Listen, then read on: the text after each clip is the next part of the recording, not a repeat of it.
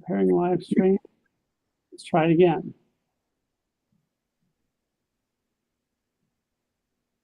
I can't tell if we're on live stream or not, so I'm starting it over. Sorry, guys. All right, let's try it again. All right, we're trying it again. Welcome, everybody, to the Wednesday class that shall not be named. We went on live stream. It seemed to bounce back, but I think we're on now. And what we're doing today is we're talking about the Exodus from Egypt. Welcome, everybody who's online. Welcome, Eva and Arlene and Ron and Michael and Lou and Karen and Arnold and Genevieve. I feel like I've had this moment before, a deja vu kind of thing. I don't know where it's coming from. That is a joke because we did go through the whole thing before and realized not talking. So try it again. So we're going to talk about the Exodus from Egypt, what we know and what we don't know. And here we have a wonderful PowerPoint expertly created by a person who's not very good at PowerPoint. So what do we know from Egypt, Exodus from Egypt? Let's go first through the system. All right, here is the route that we left Egypt. We start in Ramses, Succoth, we go to Mount Sinai, we end up in Kadesh Barnea for 38.5 years. We leave Kadesh Barnea, we go around, and then we go in through Jericho. All right, so that is the official route we took from Egypt to Canaan. Or is this the official route we took from? Here's a different route. So we have two options for routes. You can tell this one's a little different. Oh wait, here's another option for the route we took. So there's three options for routes we took. This one goes a little bit north. We don't go all the way to the bottom here. Oh, wait a minute. Sorry, there's another route. Here's another option. So there's four official routes. We go straight across the Sinai, and Rephidim is actually in what is today Saudi Arabia. So we actually go, so the Gulf of Aqaba, we go across that. But that's, wait, sorry, this has got to be the official one. I'm sorry, this one right here is the official one right here. Nope, this is the official one. Sorry, this one we spend, Mount Sinai is not in the Sinai, but it is in Jordan. Yeah, so, no, here's another one. Sorry, this is the official route where we spent a lot more time in Jordan than we thought. So as you can tell, there is a lot of official trips. We don't know how we got to Canaan. We don't know the route. They give us a few names of places, but we don't know where they are. We know where Kadesh Barnea is. We know where we spent 38.5 years. Anybody here been to Israel, by the way? Anybody here go up Mount Sinai, you know, where they have, if you go in the Sinai desert, they have Mount Sinai, and there's a church there and a monastery, and people go up there and say, we've been at Mount Sinai, and that's wonderful, except for what? Mount Sinai? You don't, it could be Mount Sinai. I mean, I'm not saying it's not Mount Sinai, but there's a lot of Mount Sinai options. There are a lot of little mountains in Sinai or outside the Sinai. We don't even know where Mount Sinai is, so we have no idea. We know where Kadesh Barnea is. We know where Jericho is. That's still a city. So we know a few things, but the routes we have no idea. Where is the Red Sea? We do not know where the Red Sea is. The most basic question, a thought is where's the Red Sea? It seems so obvious, but it's not, because we don't know where the Red Sea is. So let's go backwards. Let's get a better map here. There we go. So we know the Red Sea today is that sea in between Egypt and the Sinai, which is part of Egypt. So that's the Red Sea today. That does not mean it was the Red Sea back then. It's really called the Reed Sea. So we don't know if did they cross this giant sea that's today. They could have crossed this Red Sea. If they did, they may have gone through this line where it was a little bit smaller, Or is the Reed Sea one of these little tributaries that are in the Sinai? We don't know. We don't know. So we don't know where it is. It's guesswork. And again, what we're going to see about the Exodus from Egypt is a lot of it is guesswork because there is very little evidence that there was ever an Exodus. Almost none. Outside of the Bible, there is almost no evidence at all of the Exodus. And when I say no evidence, none. When people say, well, we found the chariots at the bottom of the sea, or we found this tablet, or we found this, no.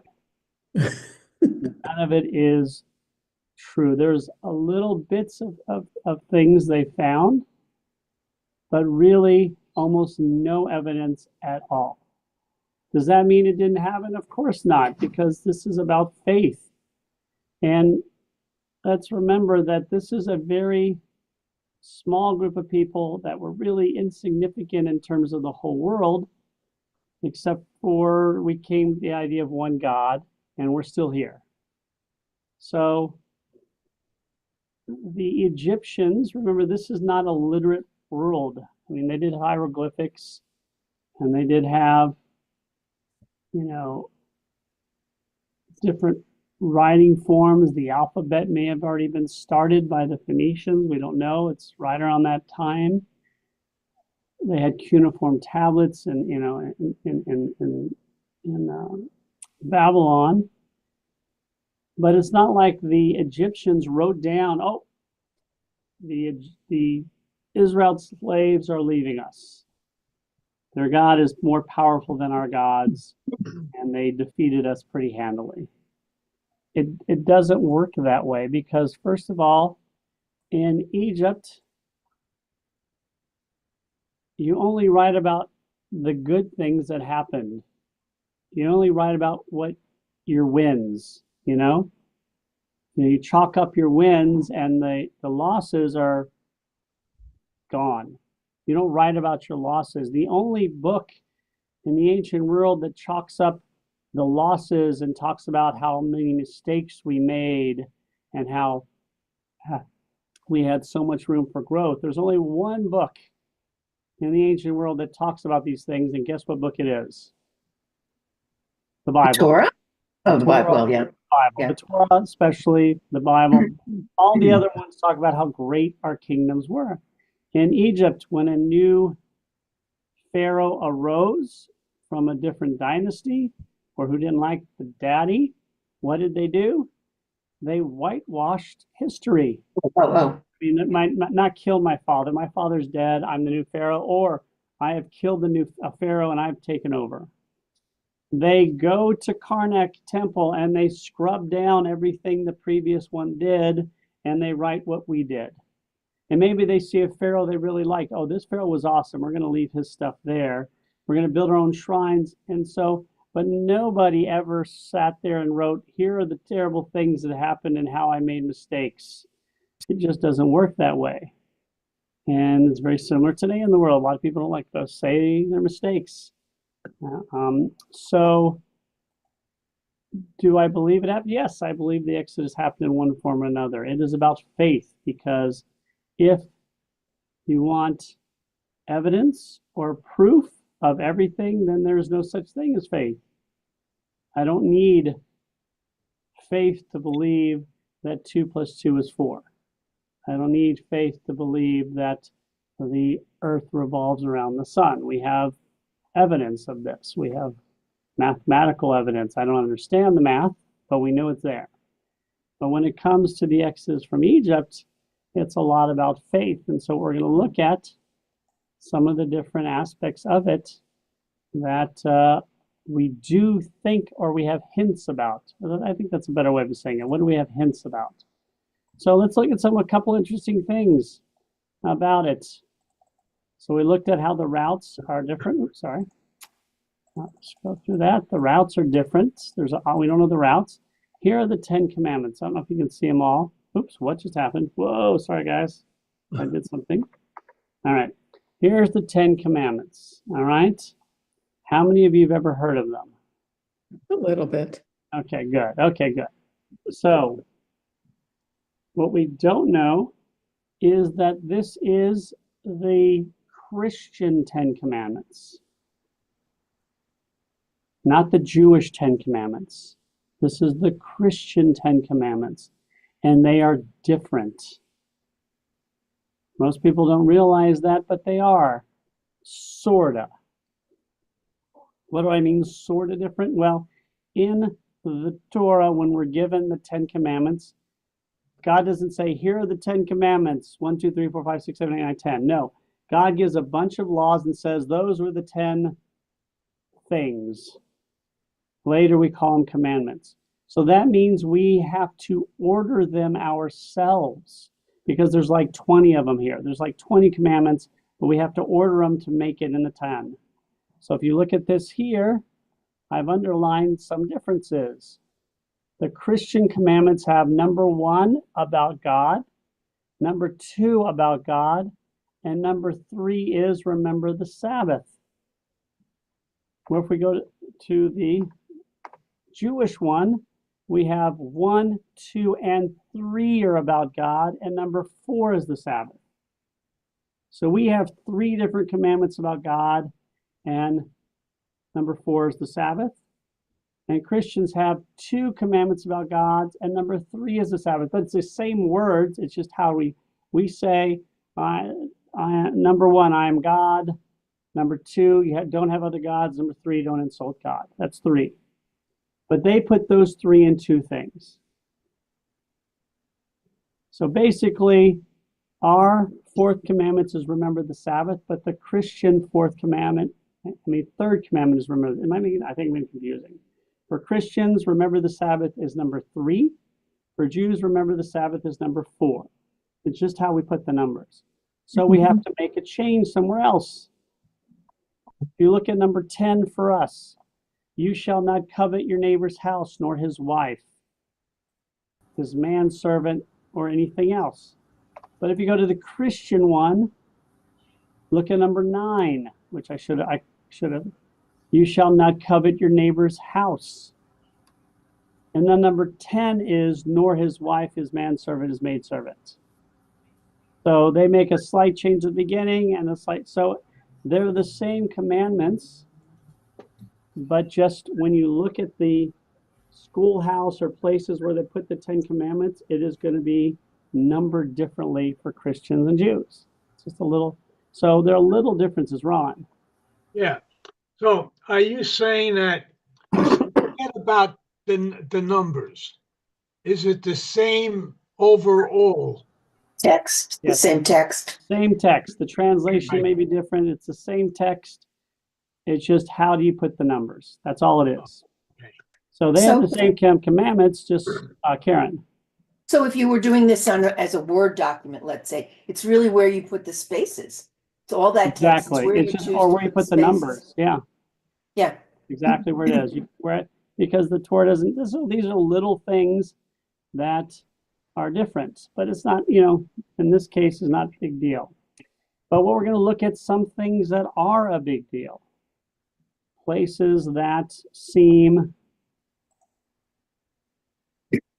problematic. So let me go back to share. This is my favorite problematic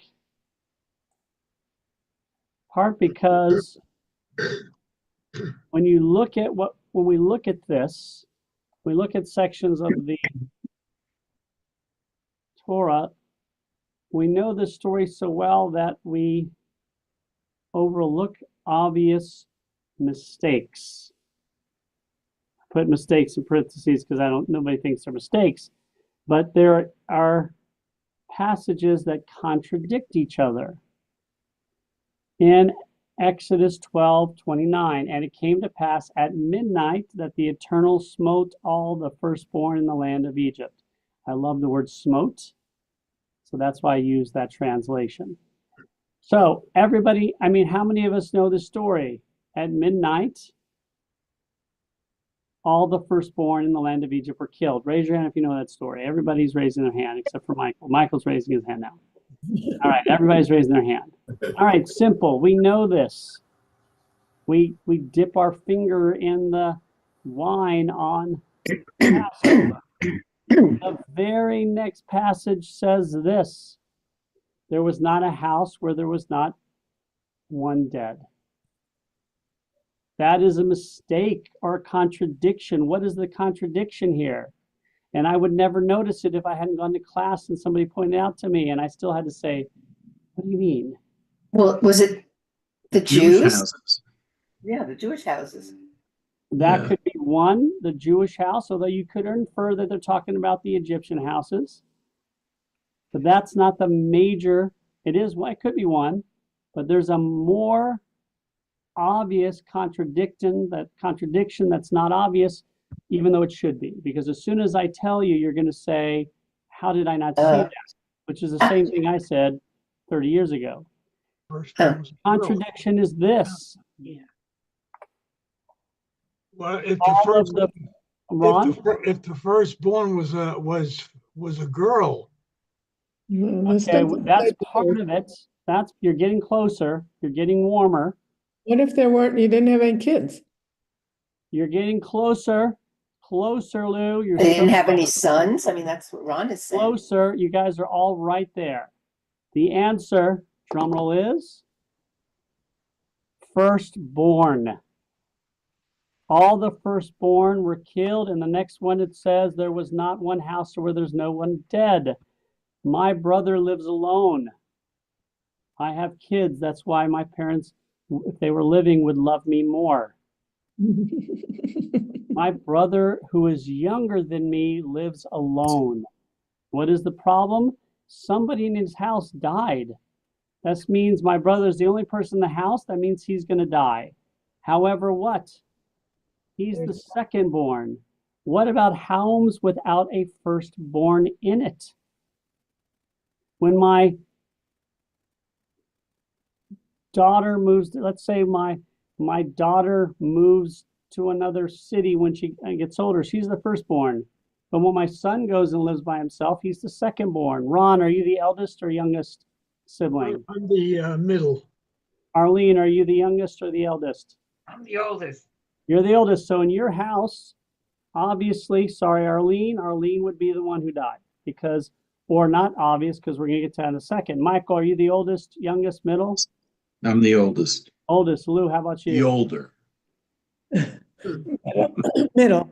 Middle. So Lou would die. Sorry about that, Lou. But she shouldn't. She shouldn't die because she's not the eldest person. It's an obvious issue. So you have to debate what does that mean, but then we can go deeper, as was mentioned earlier. What does it mean firstborn? Is it the firstborn son or the firstborn daughter? It does not say gender. Secondly, what if April leaves me, as she probably should, and finds No. another husband and has another kid? Is it her firstborn with me or her firstborn with her second husband or both? What if April and I were married before and had kids, got divorced, and we married and had another kid? Well, I had a firstborn with my other wife. My wife had a firstborn with her husband, and we had a firstborn together. Who dies? What if the firstborn died already of my children? Does that mean the secondborn is now the firstborn and dies? So there's a lot of questions that are not explained. It seems so obvious, but it's a very difficult question. All right, so we're not going to watch the movies because I didn't want to. It takes a little time to do that. So let's go over some questions we have from the Exodus story. And there's so many. We'll probably have to do this over 2 sessions because it's so often. I push it into a short amount of time. Maybe next time I'll try and show some of the films that make it so much more interesting to show. But if we look at movies, which we all love, how many of us have seen the Ten Commandments from 1957 and The Prince of Egypt, the animated movie from the 90s? So 2 beautifully done movies. There's actually a Ten Commandments from 1923 with Cecil B. DeMille as well. And there's another movie what is it? Exodus, Gods, and Kings and God and Prophets or something, which was not a very good one. So one of my favorite differences between these two movies, well, let's first go back. Both times, Cecil B. DeMille, Steven Spielberg, they went to biblical scholars, Jewish and Christian, before creating the movie. So they made it as accurate as possible according to the text. In the Charlton Heston version with Yul Brynner as Pharaoh, we know Moses grows up in the house of Pharaoh. What is Charlton Heston's relationship to Yul Brynner from the time they're children to the time they're adults? Is his nephew? How do they look at each other? What's the relationship? Well, they look at each other as the father and son, but they're not really. Right, not the Pharaoh who raised Moses, Yul Brynner. Charlton Heston, Moses and Pharaoh in the night. I probably didn't ask the question appropriately. Moses and Pharaoh in the 1957 version of the movie hate each other. They hate each other from being children, they're rivals, and they absolutely detest each other. So when Moses comes back after so many years in exile, the Pharaoh is so excited to see Moses because now he can persecute him. Now I am in control. I am the Pharaoh and you are nothing. There's a rivalry.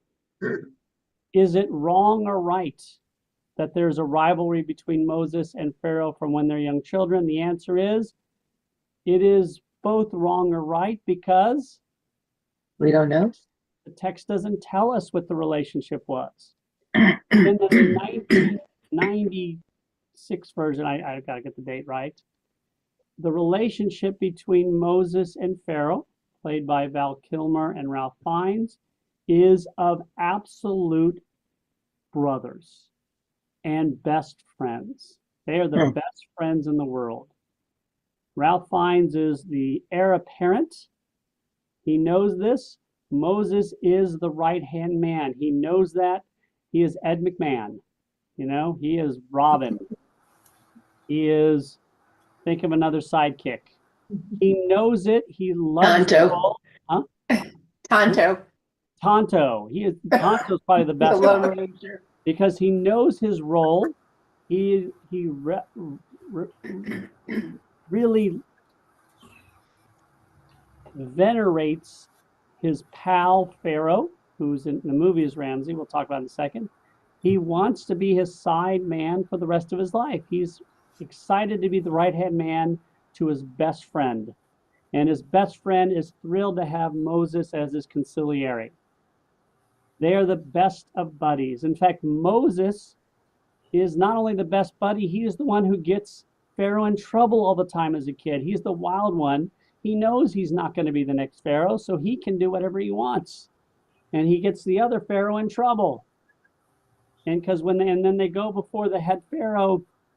Pharaoh gets mad at Ramses because Ramses, you should know better, because he's the elder son who's going to be in charge, and the younger son gets away with murder, literally. And both relationships. So when Moses comes back in the animated version, Ramses is now Pharaoh, and he is thrilled to see his brother back. It's like half of his soul has come back. He's been depressed for all these years, ever since his brother ran away, even though he knows they're not brothers by blood. And so in the 1950s version, when Moses comes back and says, I'm taking the slaves, the friction was already there. Ramses is just as upset at this Moses as he won their kids. He's like, no, you're not going to take them away, you fool. But in the 1990s version, when Moses says, I'm going to come and take the slaves away, it is like betrayal. It is your best friend stabbing you in the back. It is Sundance Kid stabbing Butch Cassidy in the back or turning him in for the reward. It is utter betrayal. It is so much worse. And both are true because we don't know what the relationship was. So it's interesting that you can choose either way. And speaking of that, we know that Moses was born of a slave and that Pharaoh's daughter took Moses out of the basket, right? She raised him as his own. But what we don't know is, did Moses grow up knowing he was a slave? In both movies, he thought he was an actual son of Pharaoh. But we don't know that. For all we know, Moses grew up knowing he was a slave, and not until he sees the slaves, he has a moment of awareness. So we don't know if he knew he was a slave growing up. He was, kind of like the token, slave who got to be in this world out of, the luck of the dice. So we also don't know if he knew Pharaoh's daughter was not his real mother. If he was raised thinking he was a son of Pharaoh's daughter, he may have thought she was his real mother, but we don't know. What we don't know is that Moses gets there, Pharaoh's daughter sees Moses, takes Moses, and he tells this girl who's been following him, Moses' sister, to find me a woman to nurse this baby. And who does she find? Moses' mother. Yeah. She finds Moses' mother. So Moses' mother actually gets to nurse him. However, what we don't know is, does Moses' mother tell Moses, you're my son? We don't know. What's even more interesting is, what is the name of Moses' sister that walks along the water while he's in the basket? Miriam? Moses' Okay. sister? Yeah, the sister of Moses is Miriam, but that Miriam, answer is, you're wrong, Karen. You're awesome. You're wrong because Moses' sister is Miriam, right? So you're right. Moses' sister is Miriam. You're right there, but what are we wrong about? We don't know the name of the sister who walked along the bank. Oh. I'm sorry for saying you're wrong because you're never wrong. Oh, no. In the text, it says the sister walked along the bank, but it never says Miriam. Later, we meet a sister called Miriam, but much later, like 90 years later. They're all older. So we don't know if the sister walking on the bank was Miriam or was it another sister. Yeah. Maybe by the time Moses comes back and has the slaves go free, that sister's already died. Or maybe she just doesn't play a part. So for all we know, Moses had many brothers and sisters, but they only mention two by name, Aaron and Miriam. So, by the way, Karen, that was a setup. Just because you knew the answer more than anybody else, you paid the price. Sorry about that. That's what, that's when No, they were all they all knew it. They were on mute. I didn't want to say it because I knew what would happen. That I might make fun of them. Yes, I'm sorry about that. So when we look at the story, it's interesting because the story is so famous, but it's really, there's a lot of gaps in there. And what are some of the other ones? Probably the most important gap is the name of Pharaoh. We don't know who Pharaoh was. We know Pharaoh was Pharaoh, but we don't know Pharaoh what. Who is the name? What was the given name of Pharaoh? So often we say it's Ramses, but it does not say Ramses. Karen. Well, I was just going to say there were multiple Ramses. Yes, There's a whole dynasty of them. So I guess maybe Exactly. that era, that was a safe name to pick. It is.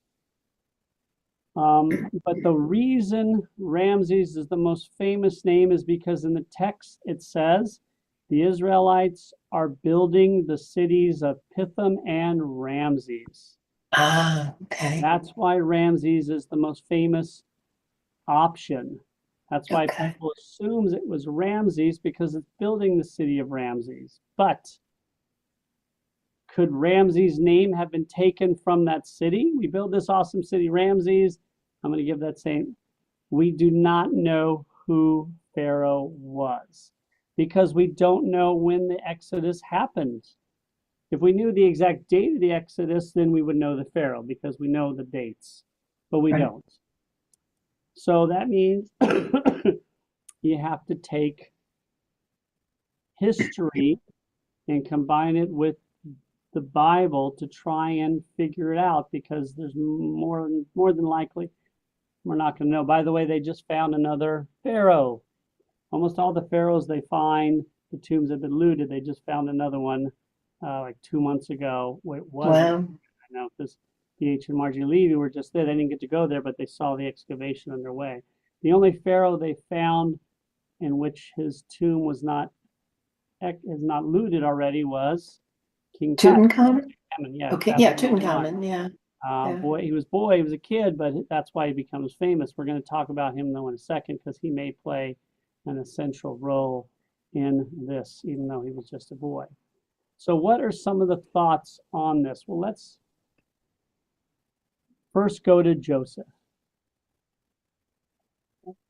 So Joseph, as we know, is the great grandson of Abraham. Abraham, yeah. He is the great grandson who has a lot of 10 older brothers and Younger brother. a younger brother doesn't play as who's going to come later, but they sell him into slavery, right? And he ends up in Egypt, first in the house of a high noble, and then he goes to prison. And then what happens?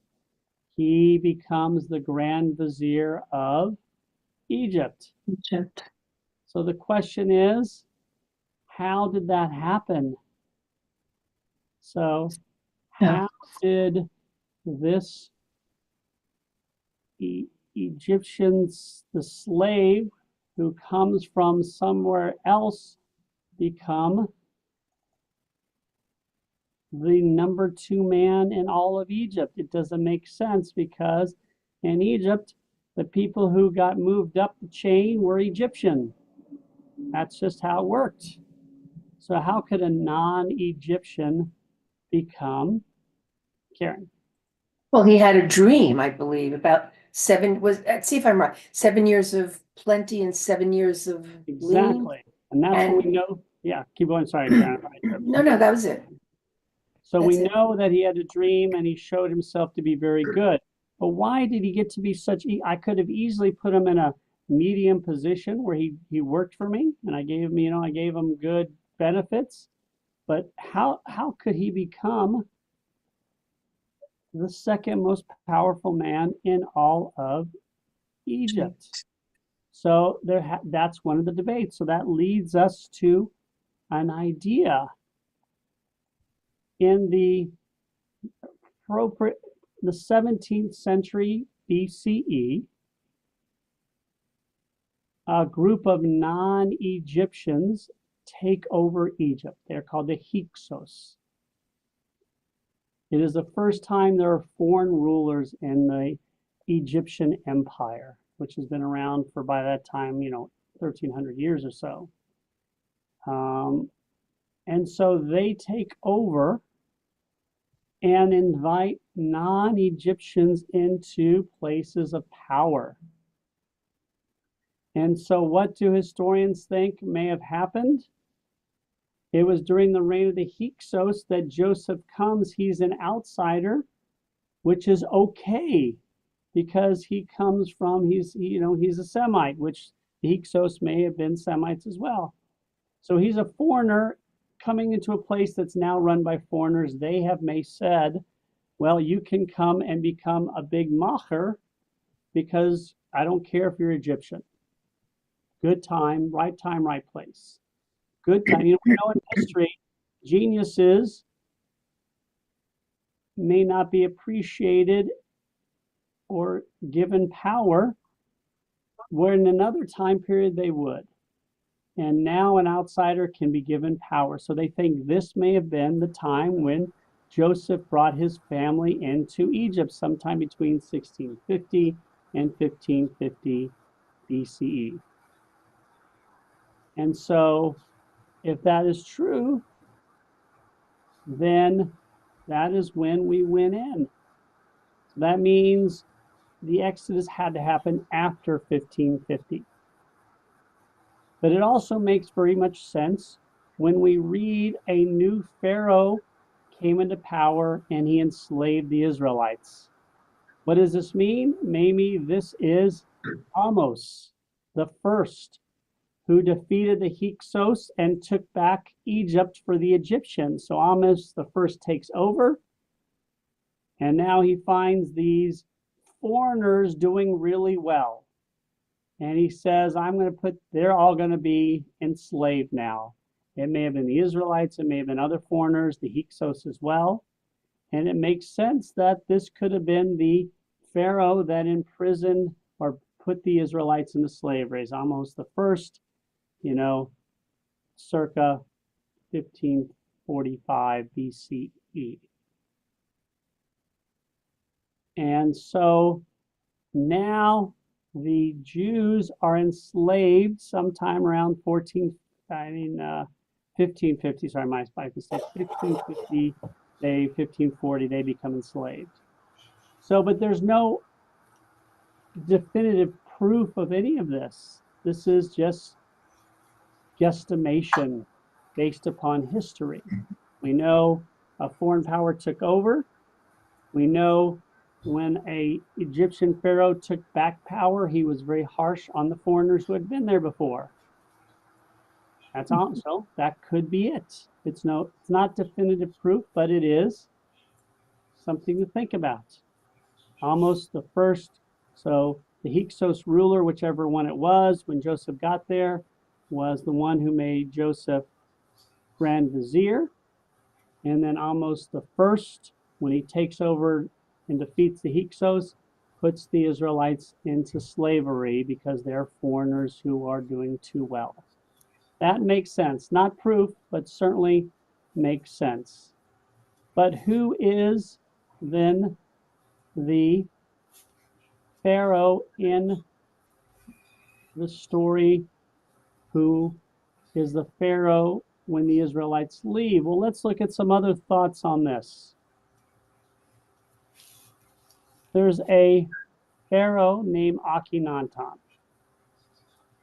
He is a very famous Pharaoh. He did something that no other Pharaoh had done. And this is in 1353 to 1336. So he becomes known as Amenhotep IV, which may be something more familiar to people. So Akhenaten becomes Amenhotep.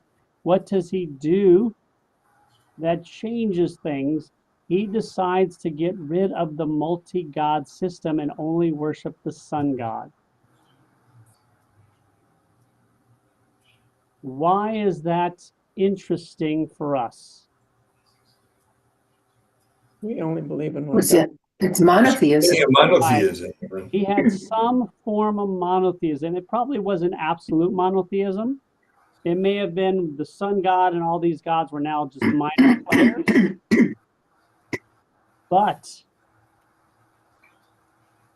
he did do this.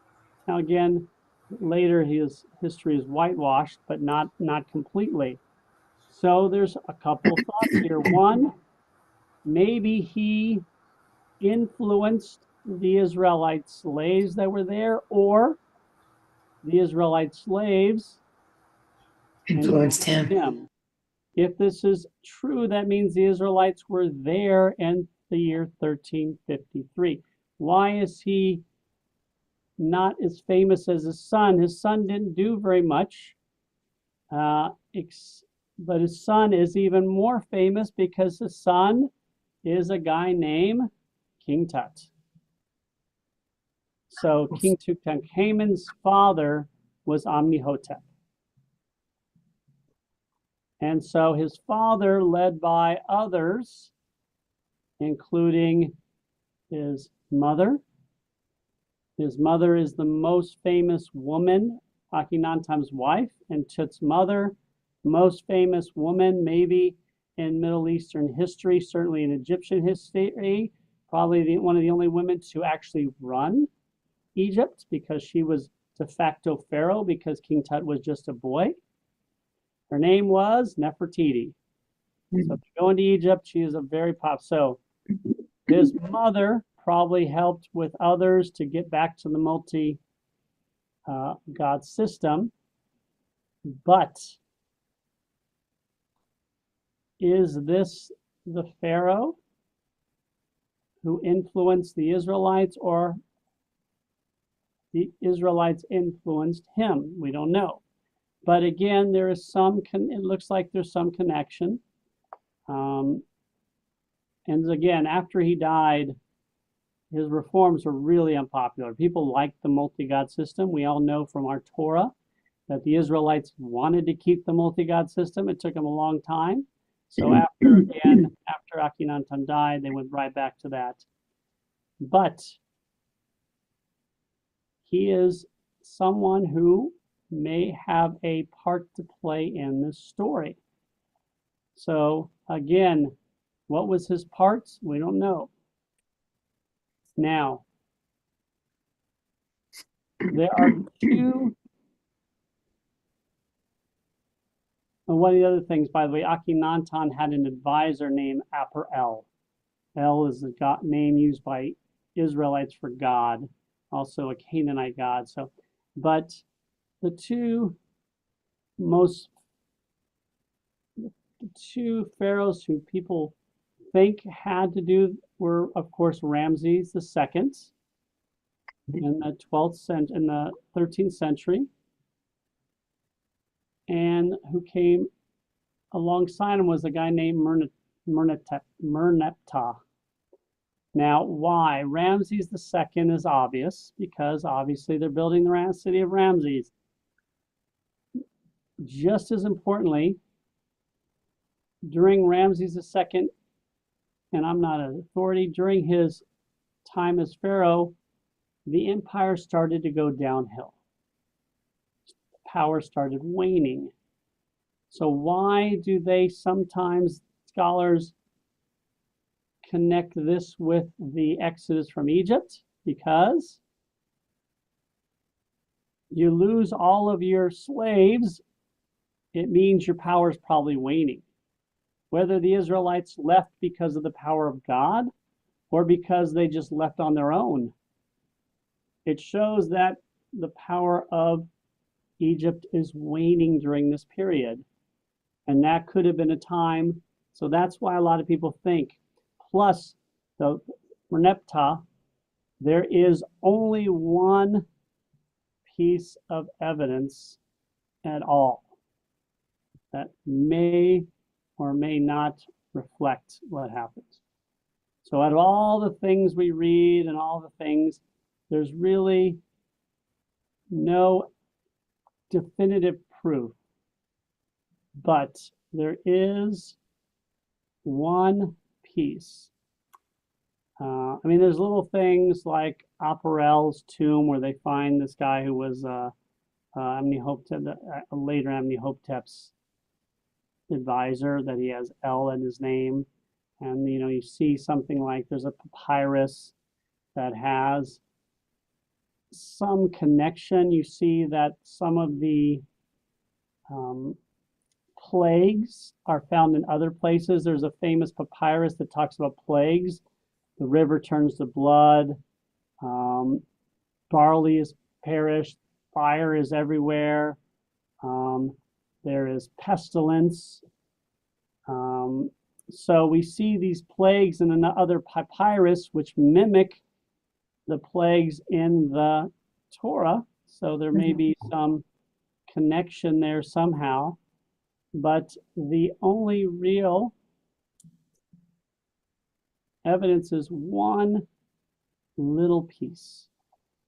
There is a reference to a word that may be Israelite and that their slaves are gone.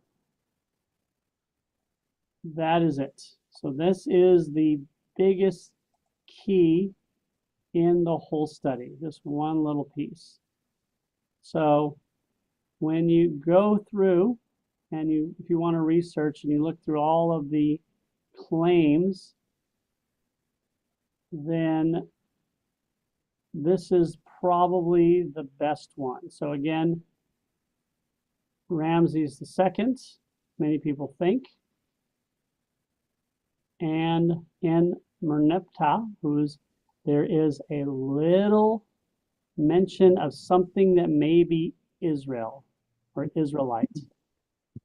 Israel is laid waste and his seed is no more.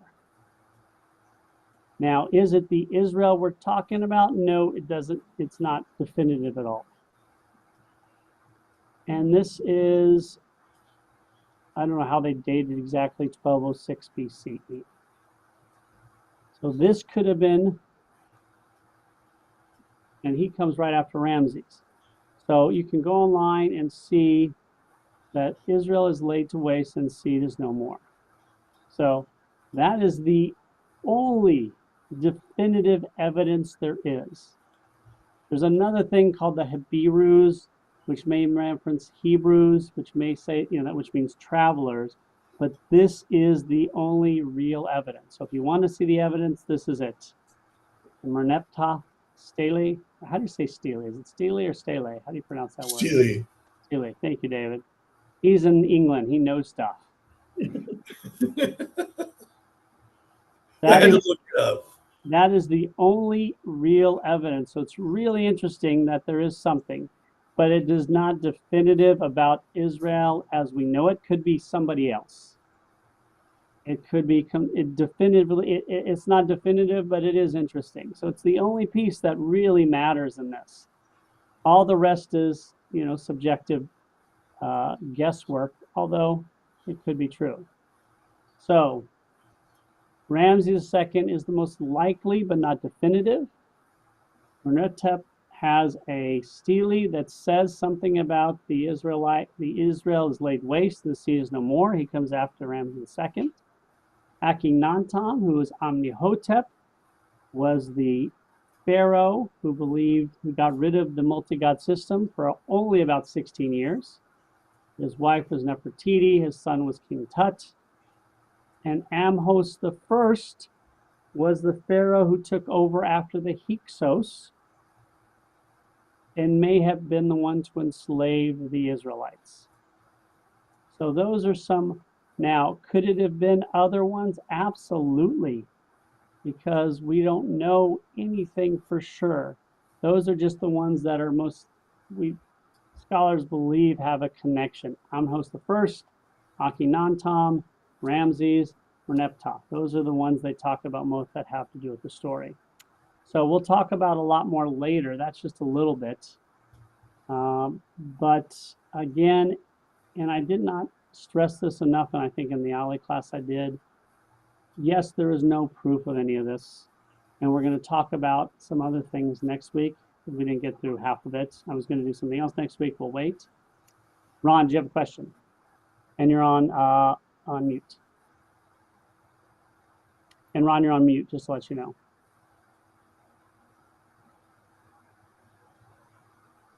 Karen was holding up a picture. I don't know if you saw it. I did not see, I was not paying attention. What is the picture of? Do you see it now? I don't. I cannot see it because of the glare. What is it, Karen? Oh, is that the stele? Is that it? You're on Karen, mute. you're on mute. Is that the stele? Yeah, so you can go online and see it. It's kind of cool. Yeah. I was just trying to see how to spell it because Yeah, Stele. it really, no, that I know. Yeah. I was I an did not know. anthropology major, so those things I know. I thought it was stele, but I've heard stele, so I've heard Stella. I've that's always how I- disliked that word. That word just doesn't look right. It doesn't. It does not. It is a wrong word. Thank you, David, for being my supportive No, person. but we saw them all over Central America and the Mayan Yeah, ruins. So and it's that one is, for our purposes, that is the most important one. That is the most important piece of archaeological evidence in our history, even though it's Egyptian. More important than what we found in Israel because it gives possibly a reference. Karen. No, I was just going to ask if any, Stuart and I went to Egypt a few years ago. And I don't know if anybody else has been, but it was so interesting to me everything we saw was trying to weave in our own Jewish history. I remember we stopped someplace along the Nile and I kept thinking, this looks just how I imagine where they found Moses in the bulrushes, So I don't know if anyone else has been there, but Yeah. it certainly was a new perspective. I know what you're saying. Hmm? My perspective is also very interesting in that we have to remind ourselves continually what our role was in the ancient role. It was tiny and insignificant. Even at David's greatness as king, the empire was tiny compared to Egypt or Greece. Babylon or Greece or Rome. I mean, Persia. Israel is a nothing part of the world today and in the ancient world. It is not strategically anything. It doesn't have any real resources. Yes, they found gas, but that's only recently. It is in the worst place on earth to create an empire in the ancient world. It's right smack between Egypt and Babylon on the actual trade route. The only way Babylon and Egypt can fight each other is going through Israel or going on the water, because the only other way is through the deserts, not the Israel desert, but the real desert of Arabia. And nobody goes through Arabia with a massive army. So it is in the middle of the two big baddies on earth for a very long time in history. Both those baddies have access to water, which Israel does not. It has a little bit. The Jordan River was a little bigger back then. So it is not a major player. Rome looked at it as a minor player. Egypt, Babylon, everybody looks at it. The only reason it has any semblance of respect is because we're still here. Oh. Because Judaism's here and because Christianity is here. That's the only reason it's a major place. Otherwise, we would never even know it was there. So we sometimes have to remember our place in the world. It's like when I went to seminary and I'm worried about how people look at the Jews. You have all these different seminarians from different religions. We're not even on the radar. The whole thing is about the tension between Protestants and Catholics. That's all the seminary was always that. Jews and Buddhists and nobody cared. I mean, it was just that was the tension in the Muslim world. The tension has been Sunni Shiites. In the modern day, because of the modern state of Israel, obviously, but in the reality, the Muslim tension is Sunni Shiite. Israel is nothing more than an excuse. But so we have to sometimes remember our place, which we have an important role to play, but we are not what you would say a superpower by any stretch. Even Israel, which is obviously by far the most powerful and proved it completely in the last few months, the only real power in the Middle East, it still pales in comparison to America, China, England, maybe not so much Russia anymore, but Japan. But we're still here, and whether the Exodus happened or not, I believe it happened in some way. We're going to talk about next week some fashions that may have happened and some other thoughts about it. All right, so it's a really interesting one. So hope you guys have a good week. As to events coming up, we know Karen, thank you, and a couple others came to that excellent speaker last night. Oh, it was great. More about that from. It was so interesting. He's the senior analyst for the Times of Israel, one of the most respected reporters, journalists in Israel, maybe the most. So it was great that we brought him in. So coming up, we've got a lot of stuff coming up. Of course, that's the truth at all times. We've got, of course, Rockin' Shabbat this Friday night, which will include Shalom School Shabbat. We've got the Men's Seder, which is always a lot of fun, on the 29th. And then the Women's Seder coming up shortly after that. So those are, of course, amazing. Yeah. We have the Freedom Song, which is a major play we're bringing in from LA. It's a musical about addiction and recovery. It's for people of all ages because it affects people of all ages from teens up. It's not for little kids, but we will have babysitting.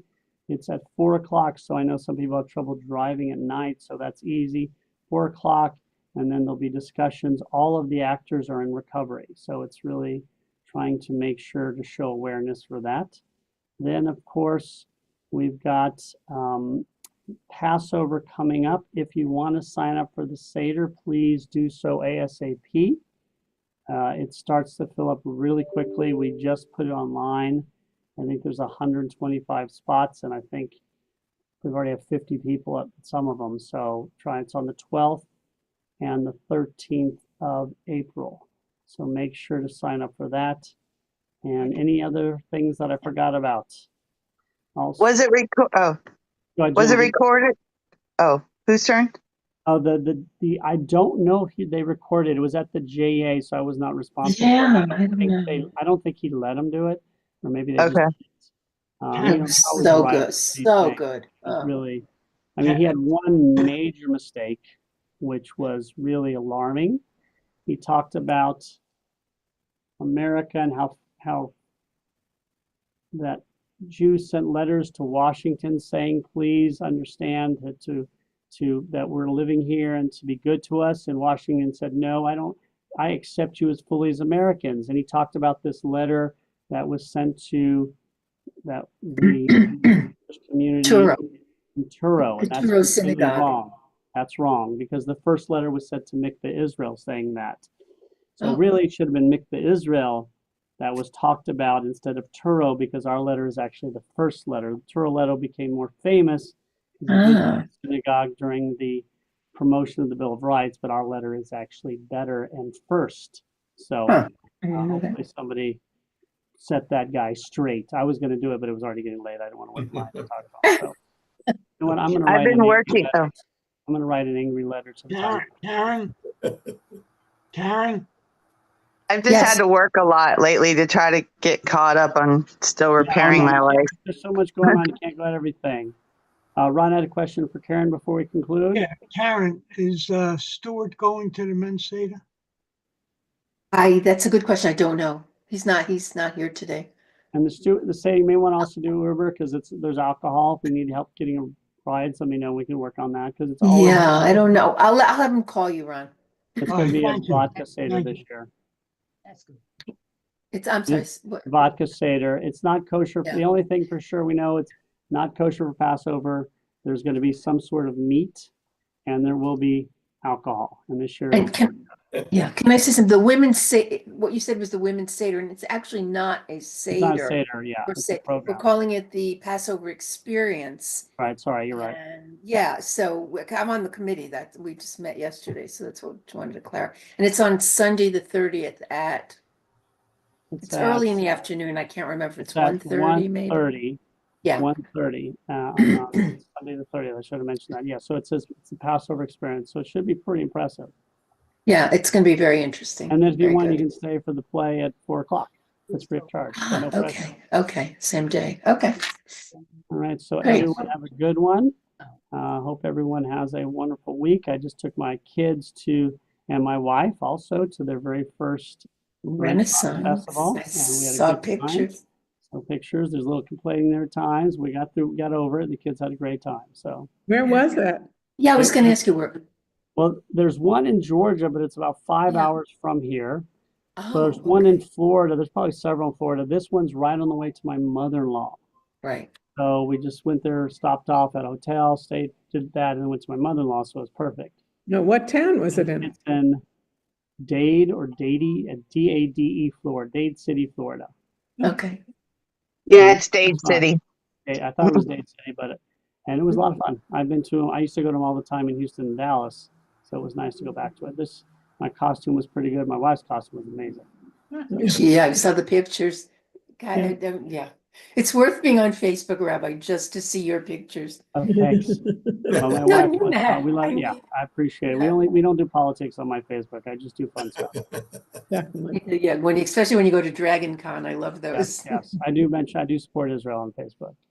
But everyone, so thank you to everybody who Thank was you. here today. Thank you. Let's you. put everybody in gallery again. Thank you to Arlene and Ron and Lou for joining us, and David and Karen, and of course Genevieve and Arnold was on, and somebody else was on, but they're off now or I can't see them. So Michael, it was Michael. Michael. And thank you guys. You have a wonderful, wonderful week. We will be Thank here you. next week and we'll talk about, again, the Exodus from Egypt, what we Right. know and what we don't. All right, guys? Very interesting.